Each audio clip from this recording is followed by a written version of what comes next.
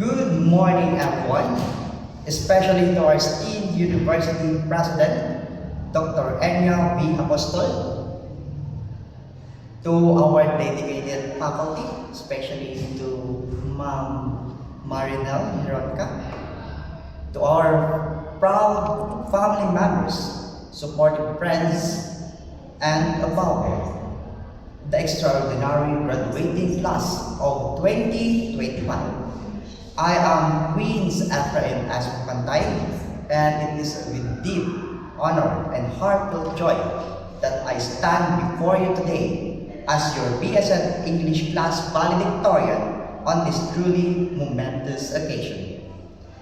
Today, as we gather to celebrate this incredible milestone, I want to reflect on two timeless virtues that have guided us together throughout our journey and will continue to light our way toward and forward.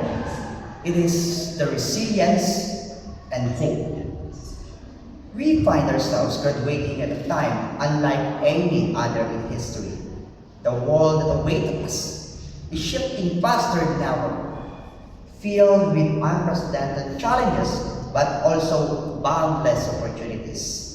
In such certain time, resilience is not just a strength, it is essential. Resilience is an inner fire that empowers us to reach and rise each time we fall, to adapt when life throws unexpected curveballs, and to persist even when the path is steep and uncertain. Think back to the obstacles we have faced, the barriers we have overcome. Let those experiences not define us, but instead, let them be our transformation, revealing the true depth of our character. Alongside resilience, there is hope, the radiant light that guides us when the road seems dark and unclear.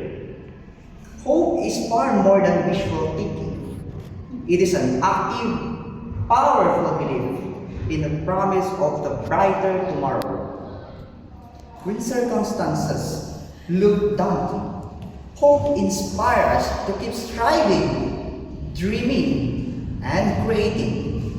It reminds us that the efforts we make today are planting the seeds for a better, more promising future.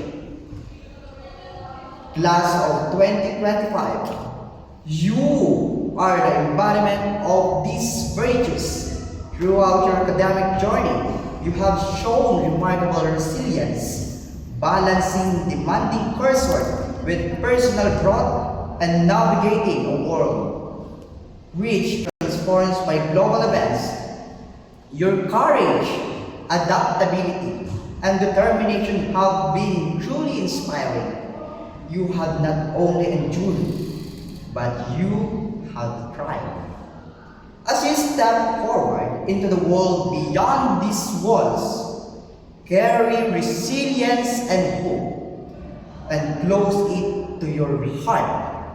Let resilience become your shield and moments of adversity, and let hope be your compass, always guiding you toward your highest aspirations.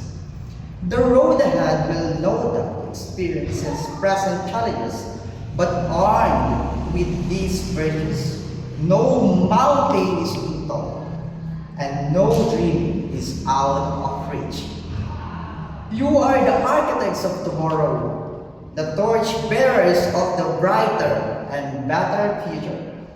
Embrace every challenge as an opportunity to grow, and every setback as a stepping stone, and every achievement is a foundation for even a greater success.